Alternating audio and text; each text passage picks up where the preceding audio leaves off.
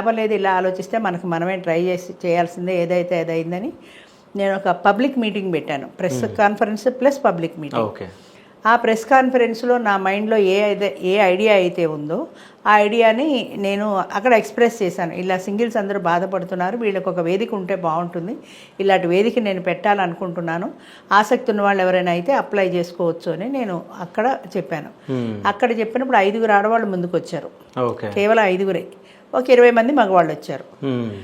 అయితే ఆ రోజున ప్రెస్ కాన్ఫరెన్స్ పెట్టినప్పుడు నేను పెళ్ళిళ్ళే కాకుండా లివ్ ఇన్ రిలేషన్ అనేది కూడా కొత్తగా ప్రవేశపెట్టాను. సీనియర్ సిటిజన్స్కి లివ్ ఇన్ రిలేషన్ చెప్తే నవ్వుతారు అందరూ. 25 ఏళ్ళ వాళ్ళు 20 ఏళ్ళ వాళ్ళకి లివింగ్ కానీ 60 ఏళ్ళు వచ్చి వీళ్ళు ఏం చేసుకుంటారని.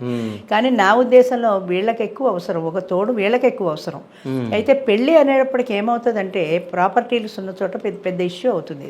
ఆమెను పెళ్లి చేసుకుంటే ఆమెకు కూడా షేర్ పోతుంది కాబట్టి చాలా మంది పిల్లలు ఒప్పుకోకపోవచ్చు, పిల్లల దగ్గర నుంచి వ్యతిరేకత ఎదురవుతుంది. అదే లివ్ ఇన్ రిలేషన్ అయితే దాంతో సంబంధం లేదు, ఈమె కేవలం ఒక తోడు కోసమే వస్తుంది, ఆయన కంపెనీ కోసమే వస్తుంది, ఇద్దరు కలిసి ఉన్నాళ్ళు కలిసి ఉంటారు, ఫుడ్ షెల్టర్ ఆయన ఇస్తాడు, ఈమెకి ఏదైనా అవసరమైతే ఇస్తాడు, లేకపోతే లేదు.